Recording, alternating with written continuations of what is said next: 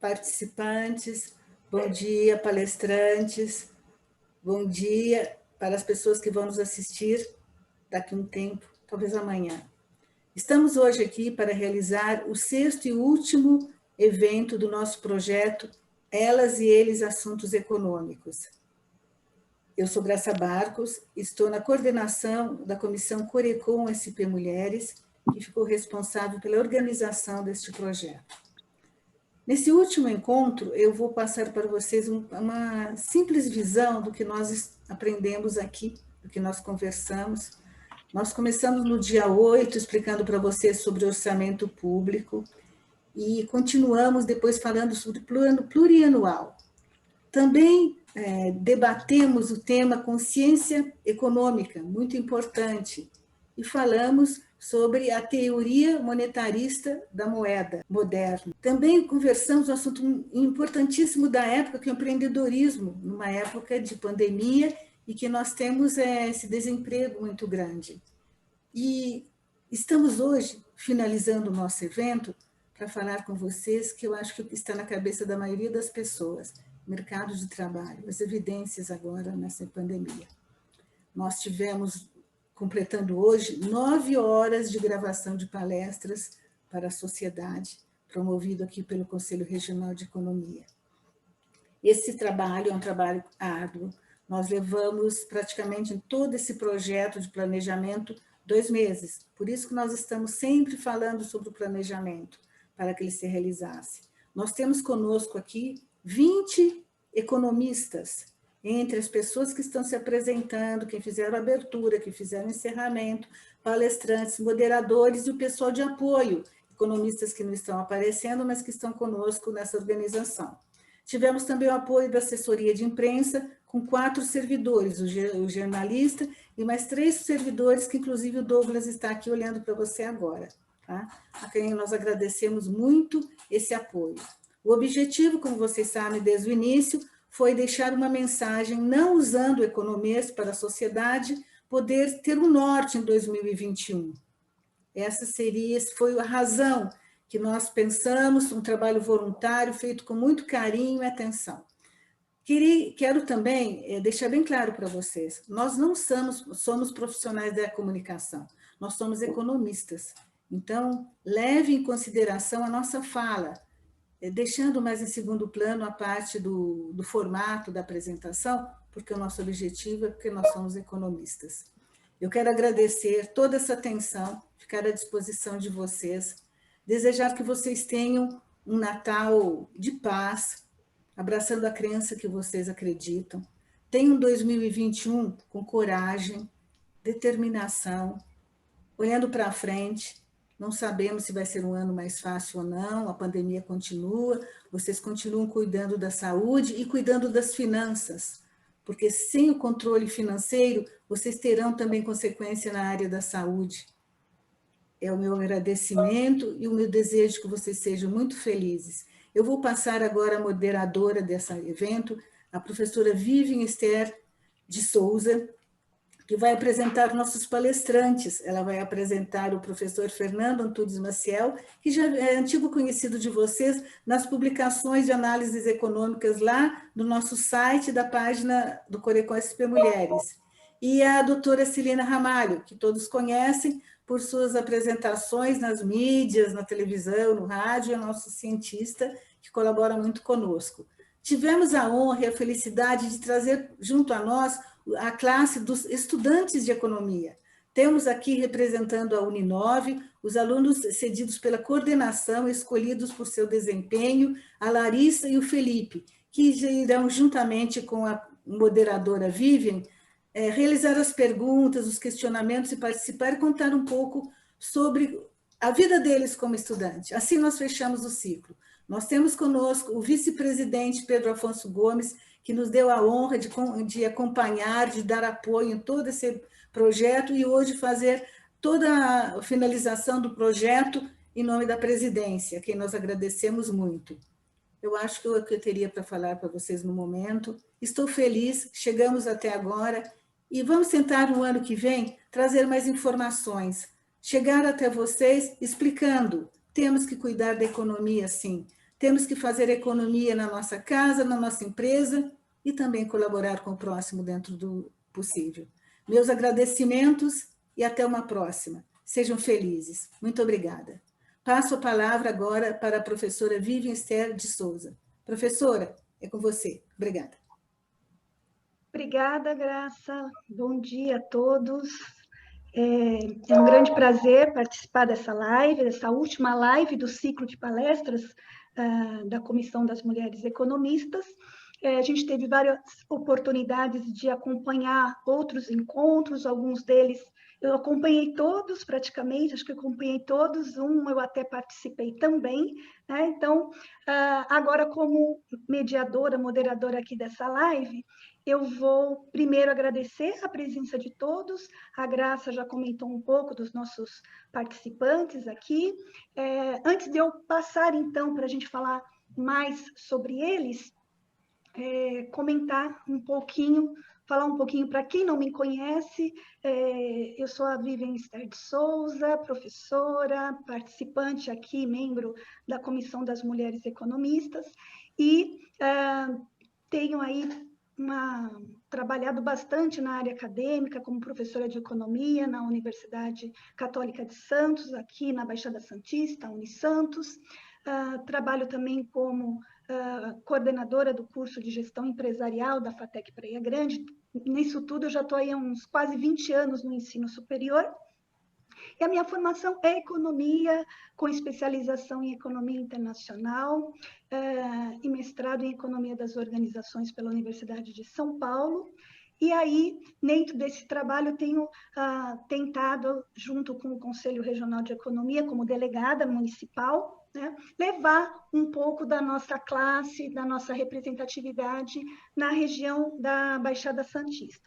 Então, aqui nessa live sobre o impacto da pandemia do mercado de trabalho, a gente tem aí dois convidados muito especiais, né, os nossos palestrantes, a Celina Ramalho e o Fernando Antunes Maciel, e tenho aí o apoio dos nossos alunos que vão me ajudar a mediar aqui a nossa live, a Larissa Santos e o Felipe Cruz, da Uninove, e também, é claro, né, a participação do Pedro Afonso Gomes, vice-presidente do Corecon, que vai fazer o nosso encerramento, tá?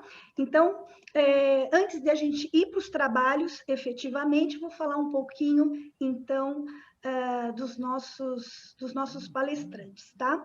A Celina Ramalho, ela é doutora em Economia de Empresas pela FGV, mestre e graduada em Economia na PUC São Paulo, diretora da Semear Consultoria, atua como desenvolvedora de análise setorial e cenários econômicos brasileiro e internacional em consultorias no setor privado e público, fundadora da startup Agrozônio, e a sua atuação acadêmica na FGV, Mackenzie, coordenadora de cursos na Universidade AMB Morumbi, e também experiências internacionais, como lecionando economia brasileira na Universidade de Nova York, New York Stearns, na Nirond da Holanda, na Holanda, e também na Escola de Relações Públicas e Internacionais na Universidade de Colômbia, em Nova York. Tá? Acompanhando aí a Celina, o Fernando Antunes Maciel, que é economista, graduado pela Faculdade Oswaldo Cruz, com MBA em Economia de Empresas pela USP, tem experiência de mais de 20 anos como professor, sendo também 17 anos na graduação e na pós-graduação. Tem essa experiência de 17 anos em assessoria econômica para entidades de classe, com ênfase em análise setorial e conjuntura econômica também. E atualmente é professor de Economia e Finanças, delegado municipal no Conselho Regional aqui de São Paulo, no Corecon São Paulo, assessor econômico e também experiência como palestrante, né?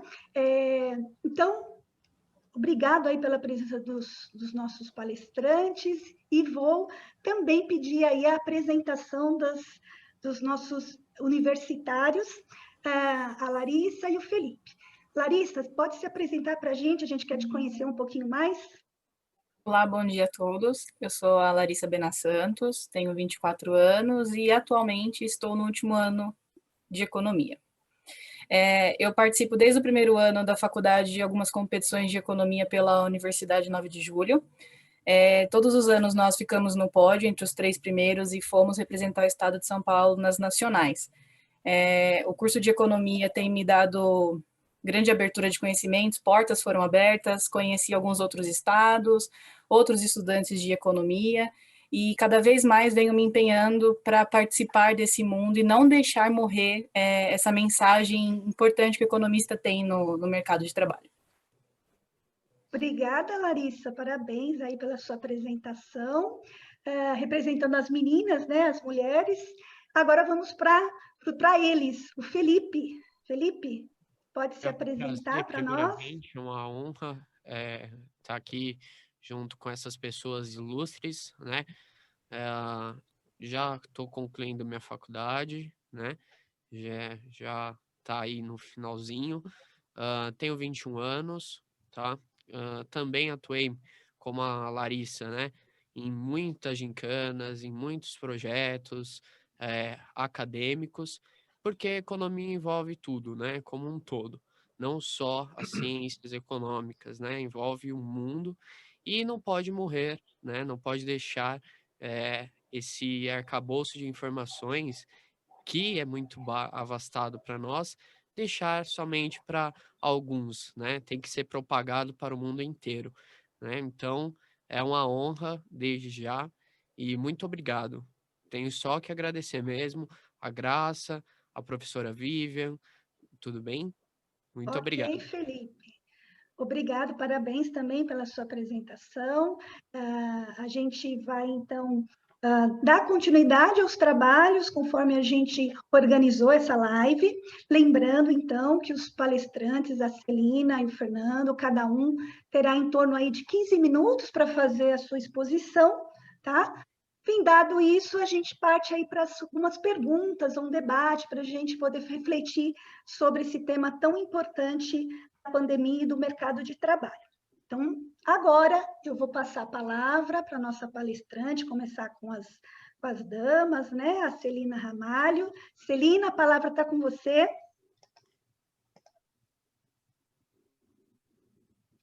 Muito obrigada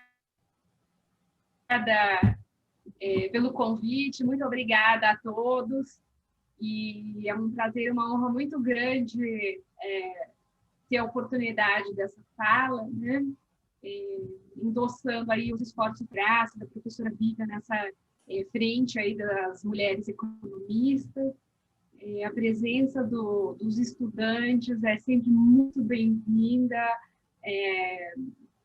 Os estudantes sempre foram o que deu brilho aos meus olhos desde 25 anos de idade, quando eu assumia as aulas no meio universitário, e os alunos eram nada mais do que irmãos mais novos, né, em termos de faixa etária. E hoje, já numa fase bastante avançada da minha carreira, eu continuo com o mesmo brilho nos olhos de há 26 anos atrás, né? Então, é sempre muito importante a presença dos jovens chegando aqui para endossar os nossos esforços, né, pela valorização da profissão, que é o mote principal do sistema COFECOM-CORECONS, né, a quem eu parabenizo também a presença e agradeço o vice-presidente Pedro Afonso. E mediar com o Fernando Maciel também é um prazer muito grande, porque é a oportunidade de network com colegas também acadêmicos, e a presença dos demais colegas, Marcelo Martinovic,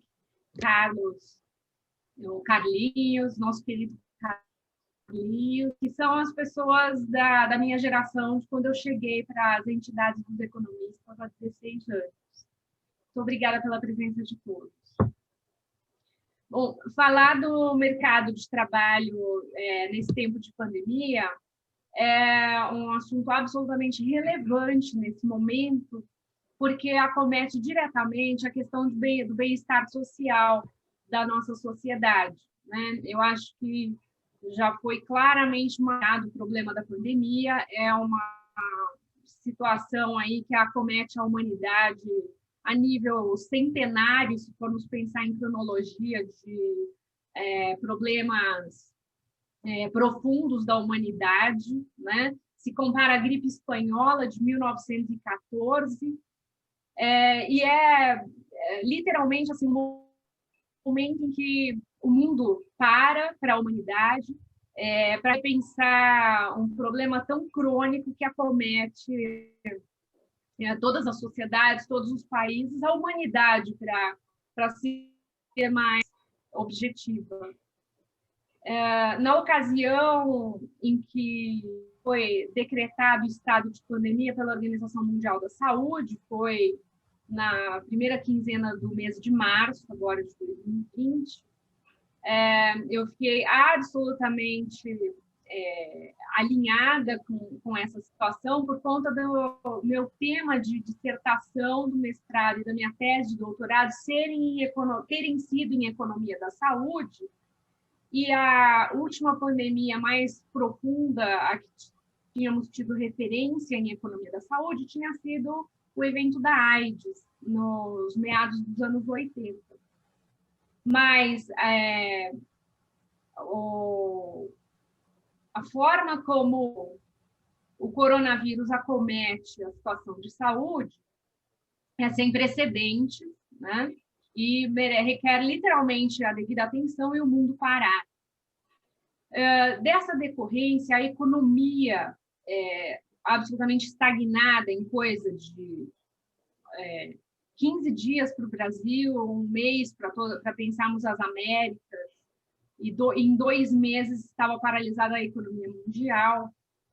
A economia fazem com que nós tenhamos um resultado de 14,5% de desemprego aqui no país.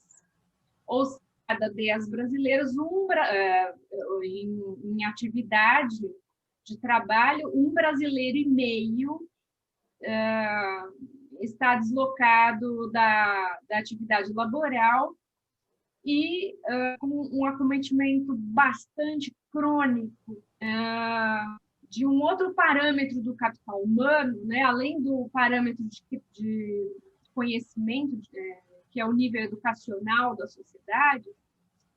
Eu qualifico um outro parâmetro, inclusive essa foi o mote da minha tese de doutorado, que é o parâmetro de saúde em capital humano. Então, quando se gasta em saúde per capita.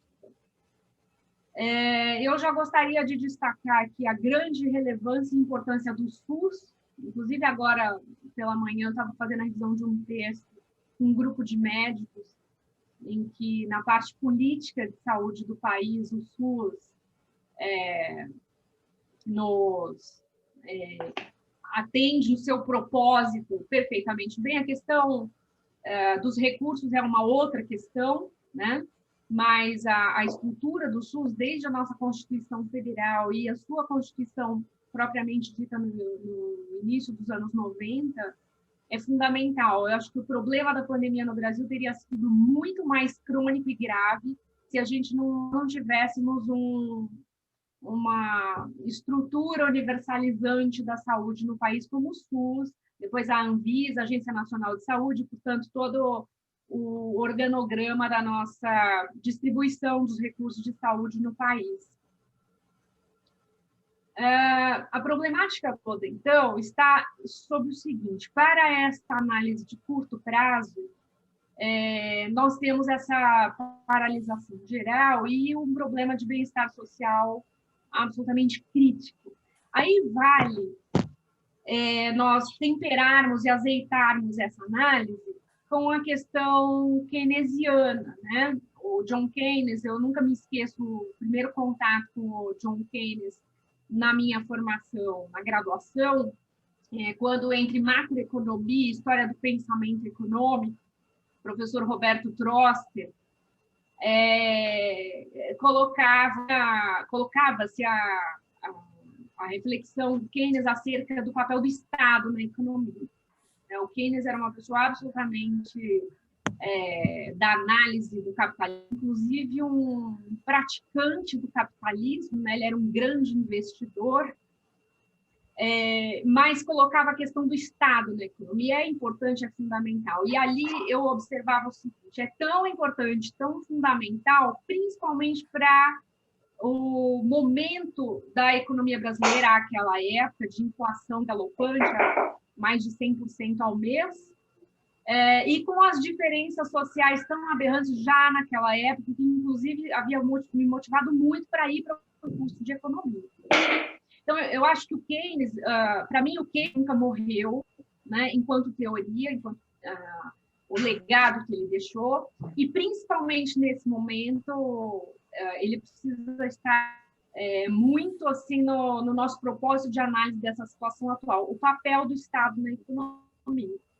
E, assim, todos os governos no mundo colocaram à frente uma volta do que nos Estados Unidos chama de quantitative easing, né, que é uma facilidade propositada aí pela política monetária para se injetar mais moeda na economia, e esse sim ser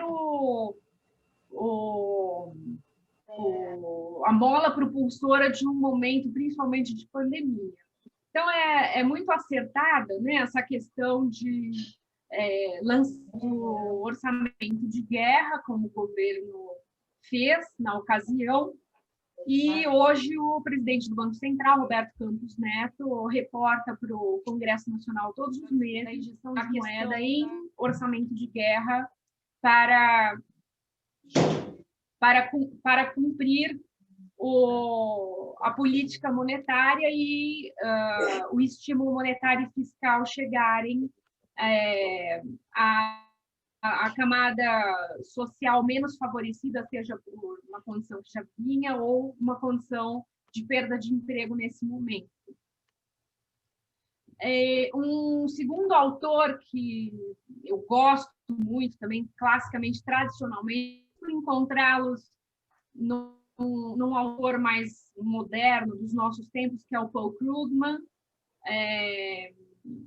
a quem eu também remeto minhas considerações. Ele se tornou Prêmio Nobel de Economia, mas um pouco antes disso eu traduzi o livro ao Keynes e ao Schumpeter, que depois os encontrei na fala do Paul Krugman, que é um autor mais contemporâneo, levou o Prêmio Nobel de Economia. Então, logo eu havia traduzido o livro dele, Economia Internacional, Teoria e Política, para o português. Então, a primeira edição dele em português foi minha tradução. E, na ocasião, eu tinha certeza que eu estava trabalhando um material de um futuro Prêmio Nobel de Economia, como foi, Paul Krugman, e que também coloca muito bem a questão do Estado na economia e nas relações econômicas internacionais, o que é fundamental. Eu entendo que pela trajetória de um modelo de crescimento econômico, onde nós vamos tratar a variável do capital humano, contracenando com o capital fixo, né, que são as máquinas, o seu parâmetro de tecnologia,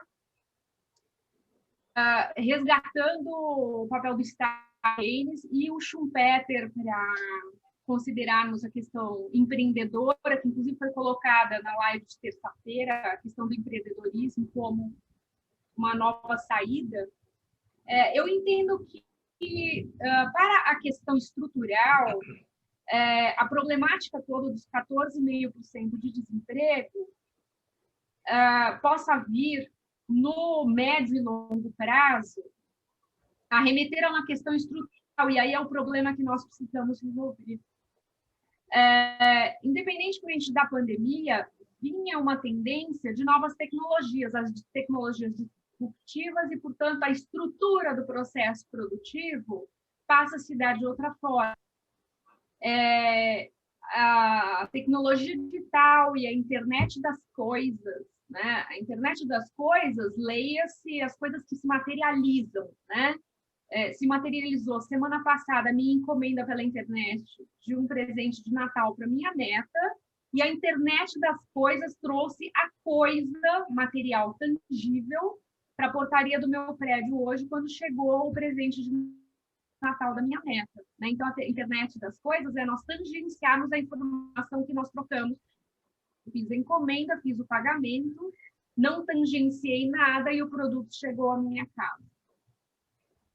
E tantos outros exemplos do disruptivo, de fazermos diferente. Eu não vou mais à loja, eu não vou mais ao shopping center. Então, é uma ruptura o meu modo de consumo. Então, nós temos aí uma questão estrutural de longo prazo, né? Porque nós usamos outras ferramentas para assimilarmos o nosso modo de oferta e demanda, nosso modo de consumo. E essa questão estrutural, ela passa pela formação da sociedade brasileira. E aí eu estou falando, nós vamos precisar ver esse novo parâmetro e como potencializar, capacitar a sociedade para esse novo formato, né? Em que a contrapartida das requer essa questão. Condição mundial, desde a comunicação satelitária, que ultrapassa a fronteira de relações exteriores entre as sociedades as sociedades estão mais próximas com isso, e, portanto, nós temos uma lição de casa aí para o Brasil, no longo prazo, de modificar essa questão estrutural ao ponto de reabsorver esse contingente de população economicamente ativa que não está sendo absorvida. Então, eu acho que perpassa muito pela questão estrutural, uma resultante de médio e longo prazo. E eu entendo que uma das saídas, sim, é o empreendedorismo. Por isso eu resgatei as palavras do Schumpeter, que falava da destruição criadora e da necessidade iminente da inovação. Está no racional dos empreendedores e que essas sejam as soluções para colocar a inovação no mercado.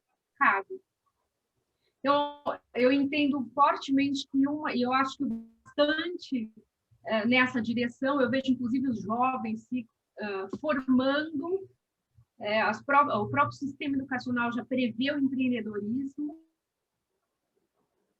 de um curso da área de saúde, mas tem empreendedorismo, né? E entender o empreendedorismo é entender que o mercado de trabalho tradicional já deixa de existir, e são abertas brechas para essas startups e para a nova forma das pessoas economicamente ativas se colocarem no mercado de trabalho. Inclusive, foi no final da semana, ou no início dessa semana,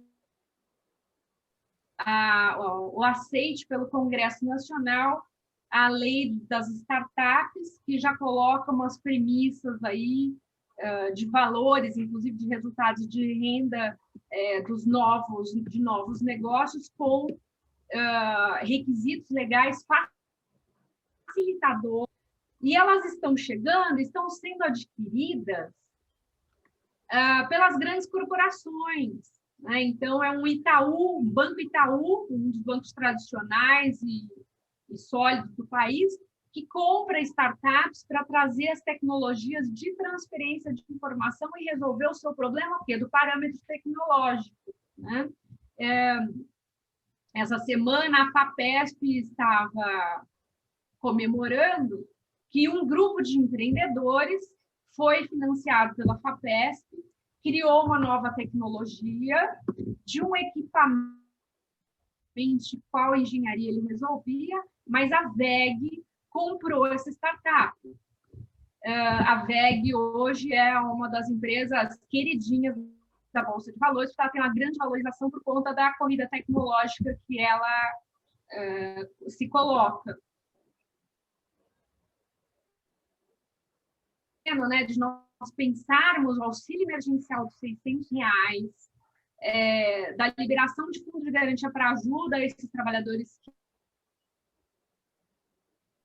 de esse impulso emergencial por conta dessa contingência de curto e médio prazo, até que se estabeleça uma nova condição mais tranquila em relação à pandemia, mas que eu acho que no nosso cenário, no nosso modo de pensar, nós devemos considerar as novas soluções para a colocação profissional, que não são tão somente as questões da pandemia, né, ainda que tão somente eu não quero dizer, logicamente, de uma forma a minimizar a situação, é uma situação absolutamente crônica,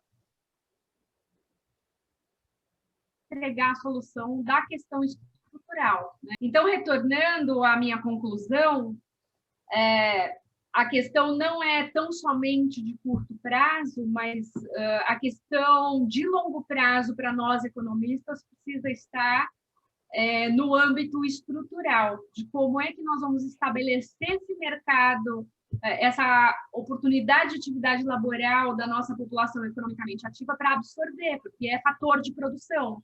E no tempo aí nós não podemos perder esse tempo numa ocasião em que o produto interno bruto está negativo aí, negativado em torno de 5%, né? Nós temos 0,5% do PIB sob a fala aí do Banco Central.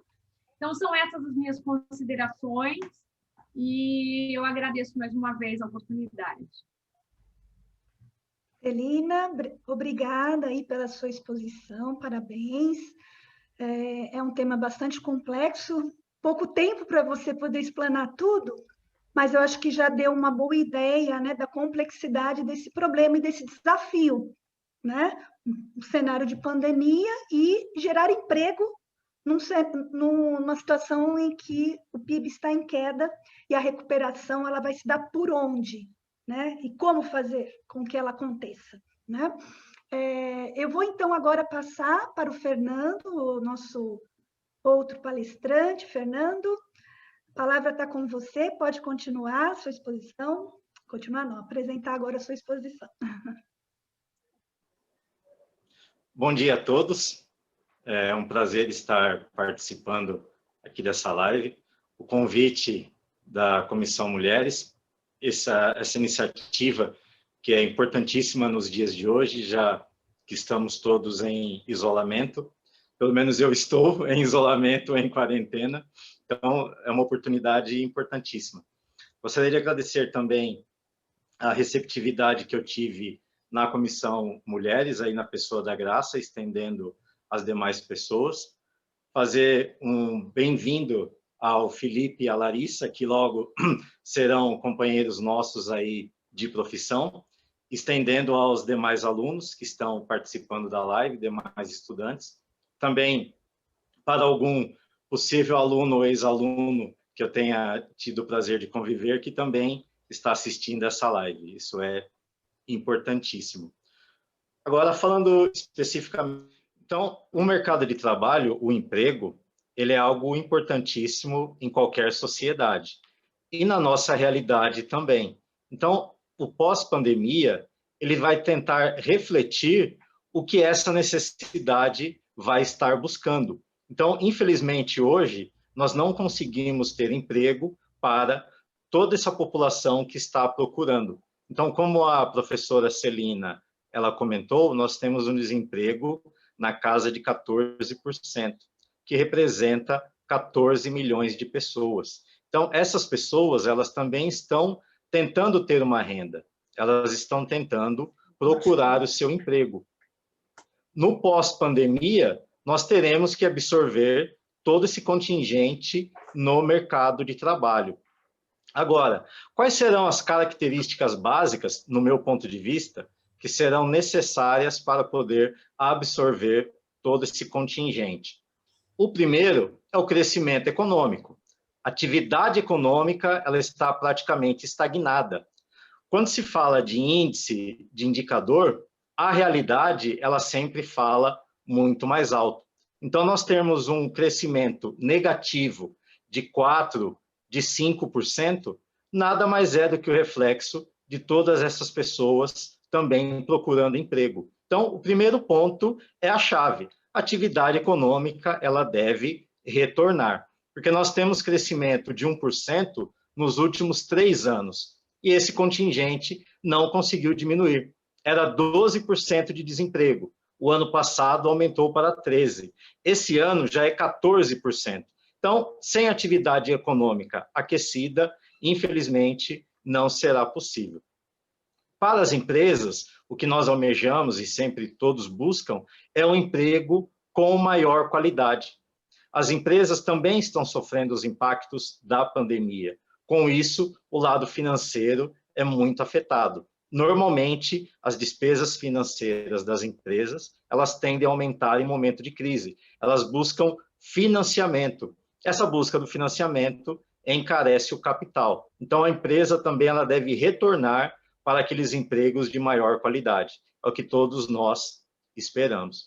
Do ponto de vista da mão de obra, e aí até vendo onde o Felipe está, ele está com o seu microfone, ele já está com um estúdio plenamente montado, essa capacitação é o futuro. Então, nós não podemos ficar apenas olhando sobre o nosso conhecimento da área que nós escolhemos. Todos serão forçados a absorver essas tecnologias. O lado positivo que se torna muito mais prático. O lado negativo é que se torna mais uma exigência para a mão de obra. Então, infelizmente, nós não vamos fugir disso. A mão de obra, ela deve se capacitar. Então, a Larissa e o Felipe, representando os demais estudantes, eles estão no caminho certo. Quanto mais conhecimento você tiver, quanto mais ferramentas você conseguir agregar para o seu trabalho, mais oportunidades você terá. Então, o que todos hoje, e aí eu me incluo, tendo que participar de live, aprendendo uns com os outros, como se faz, o mercado de trabalho ele também vai exigir esse tipo de conhecimento. Olhando um pouco agora o lado histórico, porque a história se repete, então nós temos sempre que olhar o passado para enxergar o futuro. Nós tivemos nas últimas décadas momentos muito bons para atividade econômica. Porém, a crise financeira, ela retardou essa continuidade. Tivemos aí crescimento de 7%, de 5%, depois caímos para 2% ao ano, até o que nós temos de 1%. E sempre olhando do ponto de vista da análise, qualquer pessoa que olhe o nosso histórico, ela pode chegar em duas conclusões muito simples. Da maneira que está, nós não vamos superar 1% ao ano. A economia, efetivamente, ela está estagnada. Olhando anteriormente, vem o lado positivo. Nós conseguimos crescer 7% ao ano, 5% ao ano, mesmo com todos os problemas estruturais que nós temos. Então, existe esse contradimente, não estamos tão bem assim. Mas o alento é que conseguimos estar bem em algum determinado período. Então, o desemprego, caso a economia ela não volte à sua atividade, infelizmente, ele não vai diminuir. Teve uma apresentação da live que foi na terça-feira. Essa é um assunto que vem bem junto com o desemprego, que é o empreendedorismo. Então, o empreendedorismo nada mais é do que indivíduo. Ele não pode depender apenas das circunstâncias da economia, do que acontece no dia a dia da economia. Ele deve ter um projeto, ele deve empreender, ele tem que ter esforços para aquilo que ele acredita. Caso contrário, a situação não muda e, infelizmente, ele acaba perdendo essas oportunidades. Então, o empreendedorismo é uma alternativa sensacional. As pessoas devem realmente olhar isso com atenção, com carinho, buscar assistir palestras, conversar com as pessoas, buscar um material didático para que ela possa entender quais são os desafios do empreendedorismo, desde desafios do dia a dia até desafios para a continuidade do seu negócio. Aproveitando também o que a professora Celina falou sobre teoria e sobre demais assuntos, uma grande oportunidade também aí para os alunos de economia, para os estudantes, como oportunidade de mercado, é justamente se tornar professor. A parte acadêmica, a parte do magistério, ela acaba chegando muito próximo de quem estuda economia, das pessoas que buscam o conhecimento. As outras áreas também elas podem oferecer, mas tendo como exemplo os 2 alunos que estão participando e os outros como ouvintes, presta atenção nisso também. As pessoas vão demandar muito mais conhecimento. E o professor é justamente quem tem esse conhecimento e também pode transmitir. Então, essa área da atividade também ela é fundamental. Não esqueça disso também. Ser professor é algo inerente do ser humano. E para quem tem o conhecimento, ele pode também atuar. Estamos com problema, Fernando, nessa no área. som. Para o futuro, eu sou economista, né? Já voltou, Fernando. Entendi. Posso continuar? Pode. Voltou? Voltou. Fernando? Fernando tem que abrir o microfone. Acabou fechando, sem querer. Eu tentar mandar direto para ele lá, não vai dar, né? Não vai. Fernando? Fernando? Está nos ouvindo, Fernando? Não, obrigada, Graça, eu que agradeço. Então, para os próximos anos, se a atividade econômica ela não retornar, infelizmente nós teremos que continuar procurando novas alternativas. E essas novas alternativas, elas vêm justamente do empreendedorismo e de outras atividades que a pessoa possa desempenhar. Acho que já está no horário para encerrar. Pode continuar mais uns 5 minutos, que você perdeu um espaço, é importante para a gente o que você está dizendo. Mais um instante, por favor, termine seu raciocínio. Muito obrigada. Sim. Então, o que nós esperamos é que a atividade econômica, ela realmente retorne, porque no ritmo que nós estamos acompanhando nos últimos anos, será muito difícil esse desemprego diminuir. E, do outro lado da mão de obra, é justamente a capacitação profissional. Conhecimento em várias áreas, não somente naquela área que você gosta, naquela área que você procura estudar, ou na área que você já atua. Quanto mais conhecimento o trabalhador tiver, quanto mais conhecimento ele puder utilizar no seu dia a dia, maior será a sua empregabilidade. Do lado do governo, como nós estudamos economia, estamos sempre discutindo sobre isso, o governo também terá que olhar para essa questão com mais atenção, para essa questão com mais carinho. Ele terá que ter políticas econômicas que possam incentivar o crescimento. Apenas a iniciativa privada e a população em geral não está sendo suficiente para diminuir esse nível que nós temos agora. Então, política fiscal é o tema que está sendo discutido agora, ele é fundamental. Porém, nós temos outras áreas que devemos avançar. E aí, encerrando, um exemplo de uma área que é importantíssima são as exportações. O agronegócio, ele não está sendo suficiente para alavancar toda a economia. O seu esforço já é gigantesco. É um exemplo de setor de produtividade, de redução de custo, de novas tecnologias, porém, políticas econômicas devem incentivar as outras áreas também. O último índice, o último número, as nossas exportações representam apenas 1% de todo o comércio internacional. E para quem trabalha com vendas, vai estar muito próximo do raciocínio que eu vou dizer. Se nós temos 1% de participação, nós temos ainda 99% de oportunidades para crescimento. Então, o número de 1% é um número praticamente pequeno comparado com todo o restante de áreas que nós podemos atuar. Então, encerrando a minha participação nesse momento, eu agradeço e fico no aguardo. Obrigado. Fernando, obrigada pela sua exposição.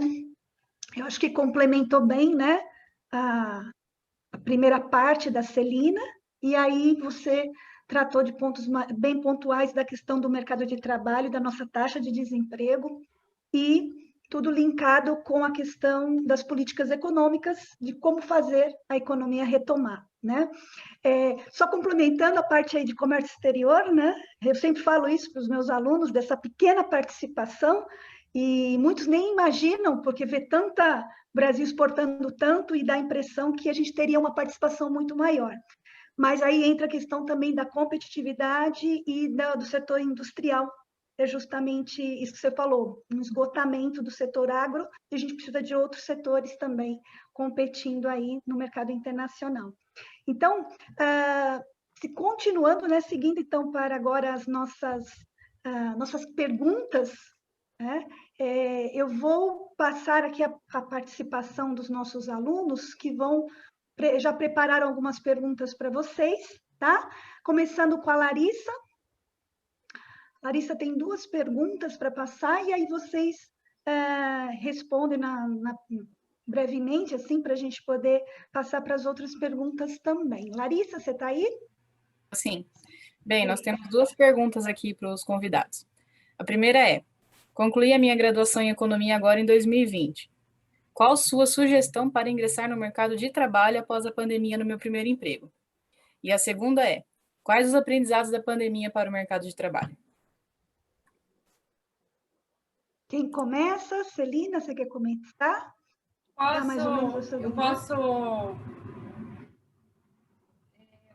Eu acho que para... Só um instantinho, eu estou com instabilidade.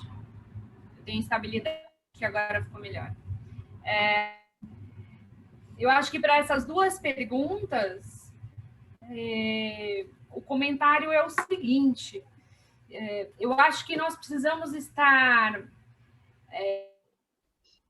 bastante alinhados à evolução tecnológica. Eu acho que isso é importante.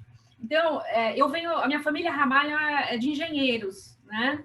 Eu brinco, eu digo que eu sou a ovelha negra da família, fui ser economista, mas adoro uma econometria, né? Então, os engenheiros da minha família sempre me instigaram muito a refletir a respeito do que são as novas tecnologias, o que dá para nós fazermos com as novas tecnologias. E eu encontro novas tecnologias num governo eletrônico no Brasil, até porque acompanhei a política para isso, que foi a reforma do Estado ali no governo Fernando Henrique Cardoso, quando o professor Bresser Pereira, da Getúlio Vargas, era ministro. Então, assim, tem inovação no governo, na gestão pública, muito, muito, muito atuante, muito inovadora. Tem muita inovação no agronegócio. O agronegócio precisa da indústria, a gente precisa de uma economia industrializante até para atender o agronegócio. Eu, inclusive, por razões familiares, sempre acompanhei o agronegócio, fui fazer economia para a economia rural e economia agrária, né? Eu tenho no meu currículo de graduação e mestrado na STEM. Então, para um aluno recém entender as tecnologias e as tendências setoriais. Quais são os setores da economia? Já vou deixando a pista aqui, importantíssimos, fundamentais. O agronegócio brasileiro tem uma pujança incrível com tendência industrializante. Hoje a gente vê a indústria acontecendo no manejo do solo, desde o manejo do solo até a preservação dos alimentos depois da colheita. Nós vemos nuances industrializantes em todo o processo até chegar à gôndola do supermercado ou ao porto de exportação. Para os grandes números, né, de sermos o exportador de soja, o primeiro exportador, o segundo produtor e primeiro exportador de carne bovina, primeiro exportador de café, tem uns números fantásticos, mas nós precisamos da indústria e dos portos para isso, toda a infraestrutura também. Então, observar os setores da economia. No setor de tecnologia, o que entender da viabilidade a nível de valuation e de finanças dessas empresas inovadoras, como a Vegia, que eu exemplifiquei aqui, e todas as outras de tecnologia, que inclusive as grandes listadas na Bolsa de Valores e já um setor importante ali no índice Bovespa. Então, é entender para onde estão caminhando essas novas tecnologias e o que isso pode do PIB. Ok. Eu entendo que a análise setorial é muito importante. Ok, Celina. Então, Deu uma falhinha de conexão. Deu uma falhinha de conexão. Eu volto. Podemos ouvir o professor Fernando também sobre esse assunto, seria bom. Sim, passar para o Fernando. É isso, depois nós voltamos com a Celina para as outras perguntas. Obrigada, Celina. Fernando, por favor. Obrigado. Por favor, Fernando. Tudo bem. Sobre as oportunidades, nós devemos sempre observar para onde a economia está indo, para onde a sociedade está indo. Um dos setores que está em crescimento é o setor financeiro, setor de mercado de capitais. E é um setor que abrange muito a tecnologia. Então, se você está se formando, estamos praticamente na última semana do ano. A semana que vem já é Natal, depois Ano Novo. Tenta observar o mercado de capitais, bolsa de valores, quais são as atividades, como eu faço para ingressar. Então, o economista, ou qualquer outra área, porque a área de mercado de capitais, ela abrange inúmeras áreas do conhecimento, dá uma olhada, tenta participar disso, só para poder dar um número, que é um número fantástico. Hoje o nosso PIB ele está na casa de 6 trilhões de reais. Isso daria, dependendo da cotação e o período, 2,5 trilhões de dólares. Estamos entre as 10 maiores do mundo. Onde estão esses recursos? Quem administra esse recurso? Justamente as empresas em bolsa de valores. Então, tenta observar mercado de capitais. É uma área fundamental. Não somente a operação. Existem muitas atividades dentro de mercado de capitais. Por exemplo, a regulação da empresa. Uma empresa que quer abrir mercado, alguém deve fazer essa parte burocrática. Então, não é apenas o operador de bolsa de valores, quem compra, quem vende as ações. Esse é o primeiro ponto. O segundo continua sendo o agronegócio. Isso, em linhas gerais, ele é muito pouco explorado no Brasil. As pessoas elas partem para outras áreas. Elas perdem muitas oportunidades por não observar essa parte do nosso agronegócio. Não somente porque ele está segurando a nossa economia, mas é porque lá nós temos muita tecnologia também. Então, acho que essas são as duas grandes oportunidades, mercado de capitais e o nosso setor agrícola. Ok, Fernando, obrigada aí pelas suas considerações. Vamos aproveitar, então, seguir com as perguntas do Felipe. Felipe? Uma pergunta que surge, né? Na opinião de vocês, o home office ele veio para ficar? Em comentando um pouco sobre a globalização, né, no mercado de trabalho, será necessário irmos morar fora do país para trabalharmos no exterior? Porque o home office hoje é esse bate-papo que nós estamos tendo, já mostra o reflexo, né, disso tudo. Então, eu gostaria de saber da opinião dos palestrantes, né, essa questão, porque é muito importante, né? Celina, quer comentar? Na minha experiência pessoal, vou partir da minha experiência pessoal, mas aqui nós estamos numa entidade profissional. Profissionalmente, fiz home office desde os meus 24 anos, ou seja, desde que eu me formei. Então, eu não entendo que o home office veio para ficar, eu entendo que o home office já existe desde que o sistema computacional entrou para o setor serviços. Eu presto serviço, eu sou economista acadêmica, consultora, eu presto serviço.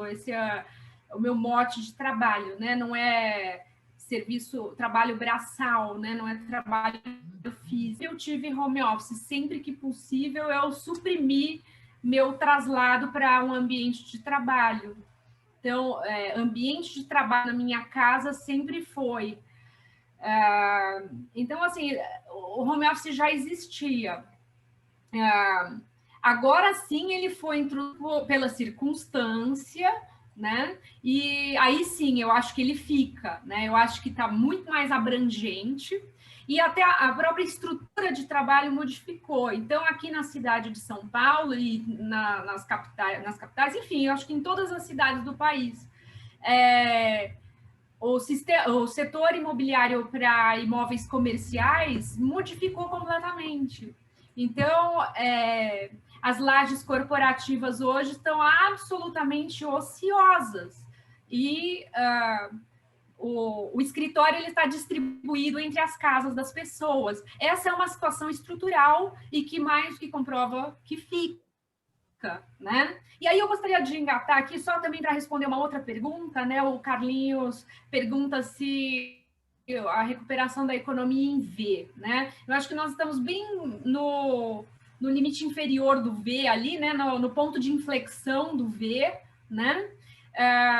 E aí o final do V foi a vinda para casa das pessoas para o home office, e eu acho que a gente já começa um sintoma de recuperação do V, né? Nesses últimos 3 meses teve uma luz no fim do túnel aí de já uma reacomodação da economia, já numa nova estrutura de processo produtivo, né? E indo em linha aí com o que o professor Fernando falou, que são os itens de pauta para o ano que vem, né? A questão fiscal, que vai ter que ser uma atenção importante o ano que vem, e já uma situação estrutural começando a aparecer para uma nova condição da economia. Agora, recuperação da economia, eu já vou deixando até aqui como um conclusivo da minha fala. Recuperação da economia, eu acho que é longo prazo, quero dizer, 6 meses, 1 ano, 2 anos, né? Nós não falamos em vacinação aqui. O que é vacinar 7,5 bilhões de pessoas? O que é vacinar 210 milhões de brasileiros? Como é que vai ser a estrutura de distribuição disso tudo, né? Então, eu acho que é uma circunstância, um cenário absolutamente complexo para se pensar ao curto prazo. É muita resiliência nessa hora, resiliência à pessoa física, resiliência à pessoa jurídica. É esse o teste a que nós estamos submetidos, todos. É isso. Ok, Celina. Obrigada, viu? Obrigada, Felipe, também pelas perguntas. Eu vou passar para o Fernando, deve comentar também. Estou esperando. Interessante, esses dois vieses econômicos, né? Seria bem interessante esse comentário também dele, do Fernando. Sim. O home office ele é uma ferramenta que não vai voltar atrás. Ela trouxe muitos benefícios. E o Brasil, nós estávamos um pouco atrasados em relação à tecnologia. Eu sempre pego o lado histórico, porque se outros países, outras sociedades já fizeram, por que nós não podemos fazer, né? Porque nós não fizemos ainda. Então, o homem já foi para a Lua. Nós temos a estação espacial circulando 24 horas por dia sobre as nossas cabeças. E elas têm placas de absorção de energia elétrica.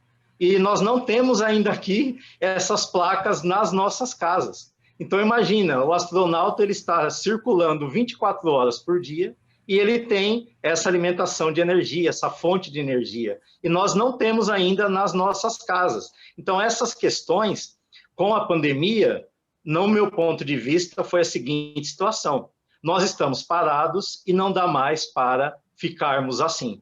Temos que correr atrás. O home office foi um dos pontos que nós vimos. Ele não volta mais, ele só tem benefícios, tanto para a atividade profissional, como também para a produção de conteúdo. O que nós estamos fazendo aqui, outras pessoas também estão fazendo. Elas podem fazer individualmente. É essa produção do conhecimento que também acaba levando para o home office. Então, no futuro, eu vejo de maneira mista. Teremos que ir até o escritório, teremos que ir até a empresa, porém, teremos instantes que serão importantes também para o home office. Então, não podemos deixar isso de lado. Esse é o ponto de vista. Sobre a recuperação econômica, eu também compartilho da opinião da professora Celina. Eu vejo um pouco mais técnico sobre política econômica. Eu não vejo nenhuma nova iniciativa. Eu não vejo nada prático que possa levar a essa recuperação em V. Então, eu sempre olho para o dia a dia. Enquanto nós tivermos inúmeras pessoas no farol vendendo bala e inúmeras pessoas fazendo outras atividades, infelizmente, a recuperação em V ela não vai chegar para todas as pessoas. Nós temos que distribuir esse novo crescimento econômico. Esse novo crescimento econômico não pode ficar concentrado na mão de poucos setores. É isso. Com certeza. Muito obrigado pelas respostas dos dois. Pode retornar, fazer a réplica, Celina, por favor. Me fez lembrar, a fala do professor Fernando, me fez lembrar um outro setor da economia para os economistas atuarem, que é o setor de energia. Se nós consideramos as novas tecnologias desde transmissão satelitária, a matéria-prima é energia. E em se tratando de tecnologias verdes, o Brasil é um produtor de energia fartíssimo, desde a hidrelétrica nossa de mais de 40 anos, a eólica e mais recentemente chegando a fotovoltaica, né? A solar que ainda está muito iminente, mas já existe um movimento no setor energia para isso. Então, os economistas atuarem nisso e entenderem o fator de produção também é um setor muito interessante para se atuar profissionalmente, que dá muita oportunidade aí. Essa semana mesmo eu assisti a live com o investidor da Tietê AES, e era uma economista falando, muito interessante, é um outro setor também, então avaliar os setores da economia, era só isso, só esse adendo. O Brasil ele é muito disseminado, né? Então ele tem um grande, vamos dizer assim, fora os commodities, né? Como sempre é de praxe, né? Mas nós temos vamos dizer assim, um território bem abrangente, né? Que dá para pegar muitos setores, né, como foi dito, né, também o setor de tecnologia, dito também pelo professor Fernando, mercado de capitais, não só operacionalizar na bolsa em si, mas também ter a parte burocrática por trás da empresa, porque quando você faz um IPO, não é só, eu vou comprar ação de tal empresa. Eu tenho que saber o que está acontecendo por trás. Então, eu acho que é uma riqueza muito grande. Eu só fiz esse adendo, eu acho que pegou um pouquinho aí do tempo, mas eu achei interessante e válido fazer esse adendo aí para fazer um fechamento bem legal sobre tanto a live e o conteúdo, né? Que é a última, né? Dessa maratona que estamos tendo aí. Então, achei bem interessante. Muito obrigado, Celina, Fernando, pela resolução aí das perguntas. Ok, pessoal. Obrigada, Felipe. Vou só poder... A gente tem aí um tempinho, já vou passar para a Larissa também. Só fazer uma observação. O Brasil ele é tão complexo que ele tem aí diversos segmentos com altíssimo potencial de crescimento, como a economia verde, os setores que envolvem economia sustentável, devido até por boa parte das nossas riquezas e recursos naturais. Temos uma grande população e temos grandes centros de pesquisa, temos tecnologia, mas, ao mesmo tempo, a gente tem aí uma sociedade muito desigual, e aí, então, compartilhando com vocês que também são acadêmicos, estão na universidade, e aí você tem alunos com acesso a várias ferramentas tecnológicas para acompanhar toda essa mudança e inserir o ensino remoto, né? A gente está trabalhando remotamente na faculdade, lecionando com essas ferramentas, e uma outra parcela da sociedade muito distante dessa realidade, né? E se você pegar um ensino remoto na educação básica, na educação fundamental, como que vai ficar essa geração de estudantes? A gente vai ter que recuperar esses conteúdos. Então, eu acho assim, um desafio gigantesco, né? Tanto para os gestores públicos, nessa questão de usar a tecnologia, mas como que a gente leva isso para todo mundo? O Brasil é enorme, né? E, ao mesmo tempo, a gente tem aí grande potencial de crescimento, núcleos tecnológicos avançadíssimos. Nosso setor financeiro, nosso setor, mesmo no setor público, existem segmentos bastante avançados na área tecnológica. Então, é muitas diferenças, né? E eu acho que o grande desafio é fazer o país, né, a nossa economia, ela trazer crescimento para todos os segmentos, inserir essa mão de obra, né? É isso que no começo do curso eu acho que todos os economistas passam, que é necessário terra, capital e trabalho, né? Então, nós temos todos, né? Então, temos que saber agora administrar, né? Nesse novo aspecto econômico que está por surgir, né?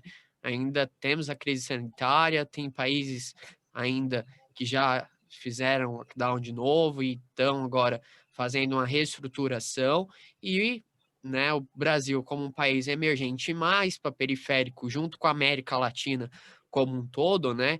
Teve essa demora, né, mais prolongada, ocasionando aí um maior número, vamos dizer assim, de mortes também, fora Itália, Grécia, né, aí países mais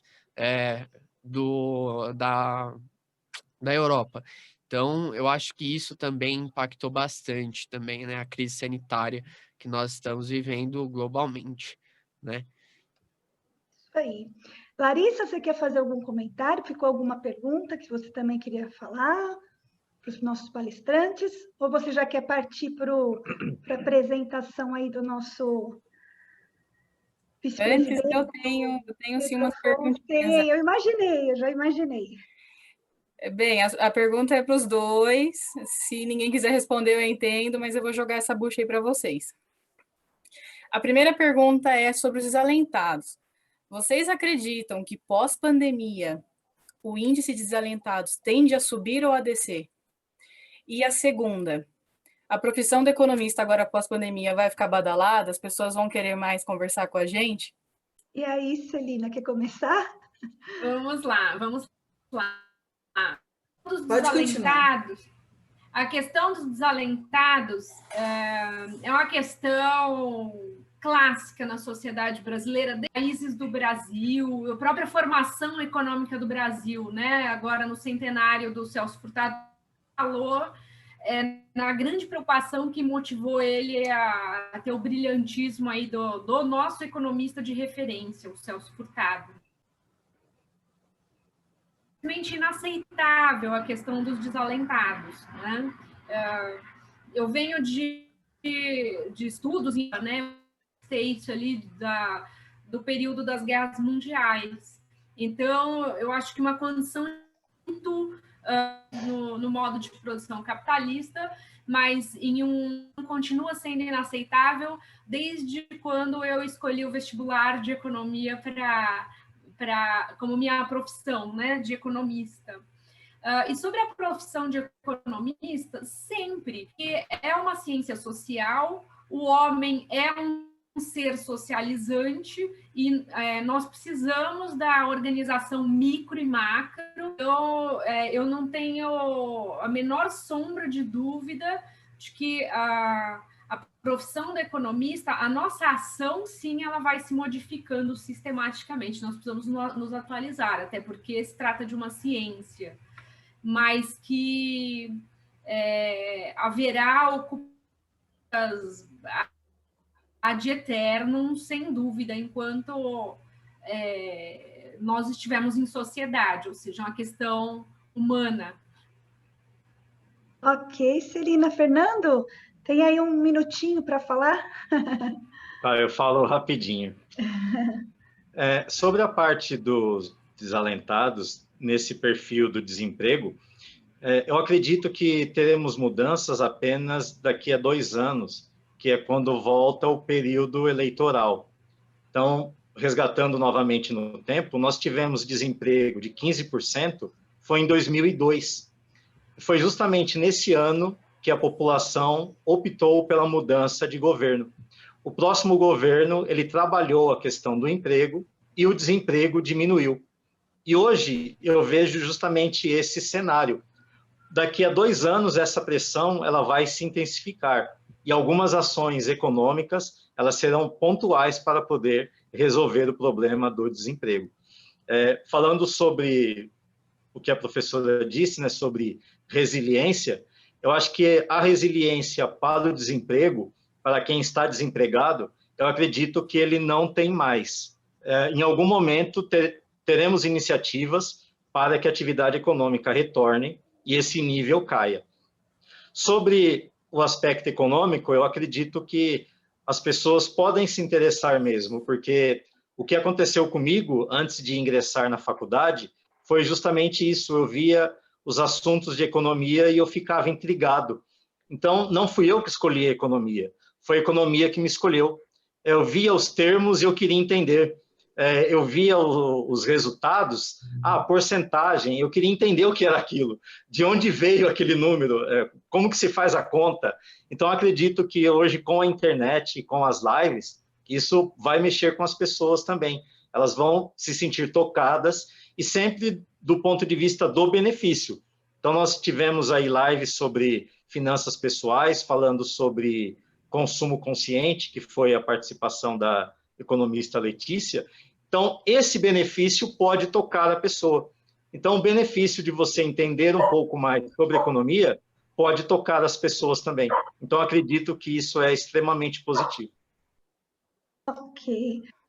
Obrigado, parabéns, Fernando. Aí, acho que Obrigado. fechamos essa parte toda dos questionamentos e das respostas dos palestrantes muito bem. Eu acho que ficou muito bacana. Daria para a gente continuar conversando, mas seguindo aí a nossa programação, eu vou passar agora para a Larissa, que a Larissa vai encaminhar aí para o fechamento do nosso evento, e depois outras pessoas podem assistir esse vídeo, podem mandar perguntas, que a gente vai estar recebendo de vocês. Larissa, com você. Ok. Bem, para dar início ao nosso encerramento, nós temos aí uma figura muito ilustre, presente aqui hoje, é o Pedro Afonso Gomes. Ele é presidente do Sindicato dos Economistas no estado de São Paulo e vice-presidente do Conselho Regional de Economia. É perito judicial, extrajudicial e arbitral nas áreas de economia e finanças. Também é consultor de empresas em reestruturação e professor para o curso de economia para os contadores, administradores, advogados, magistrados, empresários e executivos.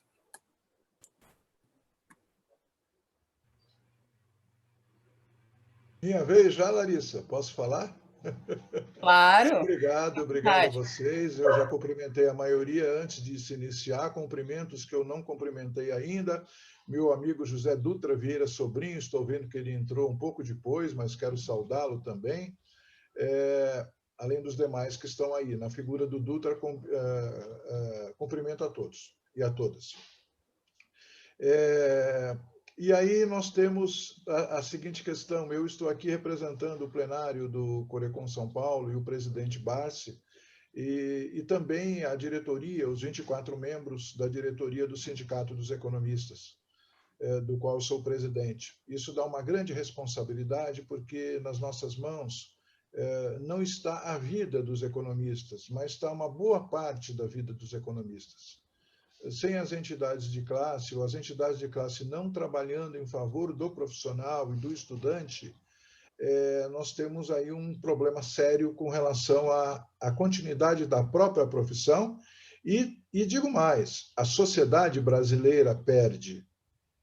Ainda ontem, em um outro encontro, recordava de uma frase dita no discurso de posse do primeiro presidente do Corecon São Paulo e também ex-presidente, naquela época já ex-presidente do Sindicato dos Economistas, meu antecessor no cargo, portanto, economista Ubirajara Dibzogaib, que dizia que, desde aquele momento em que instituída a profissão de economista, deixariam de existir as pessoas, os aventureiros. Hoje nós chamaríamos talvez de charlatões, mas os aventureiros que querem dar opinião e que depois não seguram a opinião e não conseguem dar continuidade. Essa é uma responsabilidade muito grande de nós todos, não é?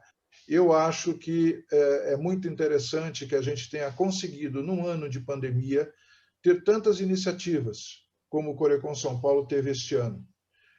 Nós começamos com um ciclo de palestras chamado Economia em Debate, que vai continuar no ano que vem. Nós seguimos por um ciclo de palestras chamado Mês do Economista, em que reuniu gente daqui e de fora do Brasil. Tivemos vários ciclos de palestras promovidas pela Comissão da Mulher, e isto vai servir de modelo também para os novos grupos que nós estamos formando dentro do Corecon São Paulo, tomando todas as experiências e as necessidades de cada um. Por exemplo, o grupo dos economistas com algum tipo de deficiência, o grupo dos economistas negros, o grupo dos economistas que trabalham no mercado financeiro, que trabalham no setor agrícola. Tudo isso nós vamos ter. Nós não tivemos esse ano porque acabou o nosso planejamento sendo tolhido, não é? Isso, mas nós vamos ter. E cada um vai ter um espaço. Nós vamos reorganizar um pouquinho as palestras, né? Verificar custos-benefícios, verificar os espaços, as avaliações que nós temos recebido sobre as palestras também é importante, né? E isso daí é muito significativo que tenha terminado por aquilo que foi o mote das 6 palestras. Eu tive condições de estar presente, pelo menos parcialmente, em 5 delas. Eles e elas, ou elas e eles, né? É importante que isso tenha ficado muito bom, e agora, coroado também, e aí, não só pela excelente apresentação da minha amiga Celina, do Fernando Maciel, que não conheço pessoalmente, mas sei da competência, e aí eu digo a vocês, com o coroamento dos 2 alunos, né, o Felipe e a Larissa, né, que, por sinal, diga-se de passagem, vocês não falaram isso no meu currículo, né? Eu comecei meu curso de economia em 1978 na FEA-USP, cheguei a completar quase 3 anos de curso, mas as minhas obrigações no Banco do Brasil e as oportunidades que eram lançadas para mim me fizeram parar o curso e ir para o Brasil todo trabalhar no Banco do Brasil. Quando voltei, já não podia mais voltar ao curso da FEA-USP, e acabei terminando o meu curso na Uninove, onde eles estudam. Portanto, eu sou graduado oficialmente pela Uninove, embora mais da metade do meu curso eu tenha feito na USP. Isso muito me orgulha, visto que a Uninove, e não estou falando isso só para elogiar onde eu me formei e onde os 2, Felipe e Larissa, vão se formar, mas é das faculdades que mais registra economistas no Brasil, no Brasil, só perde para a PUC de São Paulo, né? Então, é importante que a gente tenha isso. E o tema de hoje é fundamental. E se vocês me permitissem, eu gostaria de sugerir também, assim que ficar pronto, porque tem aí um vídeo, uma palestra que eu dei na quinta-feira passada, 10 de dezembro, que foi sobre as oportunidades para os economistas na pandemia. Como eu, toda a minha carreira, já no banco, mas depois do banco, quando pedi demissão do Banco do Brasil, saí para ser profissional liberal, a minha vida toda é de uma mini pandemia. Eu cuido só de empresas em pandemia permanente. Não é pandemia no sentido sanitário, mas é no sentido de dificuldades, não é? E acreditem, o economista tem um enorme papel na crise. E tem também na vida normal. Eu já fui convidado para ser diretor de uma empresa alemã, diretor financeiro. Cheguei lá, perguntei, estão devendo quanto? Nada, nós temos muito dinheiro no caixa. Aí eu disse para o presidente, agradeço o seu convite e o cafezinho, mas eu não sei trabalhar em empresas que têm dinheiro em caixa. Eu só sei trabalhar em empresas que têm dificuldades. É essa a minha vida. Então, naquele vídeo que talvez vocês vão ter nos próximos dias, a gente trata exatamente disso, o economista na crise. Não esqueçamos, gente, que nós somos uma categoria muito pequena no Brasil. Nós somos 40 mil regularizados, não é contra, né? Frente a 1 milhão de advogados. Nós podemos trabalhar para 25 advogados cada um e não vai haver concorrência. Nós temos 800 mil engenheiros. Eu posso ser assessor, como sou de alguns, assessor em finanças pessoais, de 40 engenheiros, cada economista. Eu tenho 800 médicos, 800 mil médicos, são 20 vezes. O meu médico é meu cliente, porque eu tento tratá-lo muito bem e orientá-lo financeiramente, porque, no mínimo, ele vai querer que eu continue vivo. Então, isso já é uma grande vantagem em relação a você tratar um outro cliente normal, né? Então, eu diria para vocês, nós temos muito campo de trabalho, muito campo de trabalho. A dificuldade sempre é começar. E eu digo nessa palestra para os mais antigos, para os mais novos, como começar.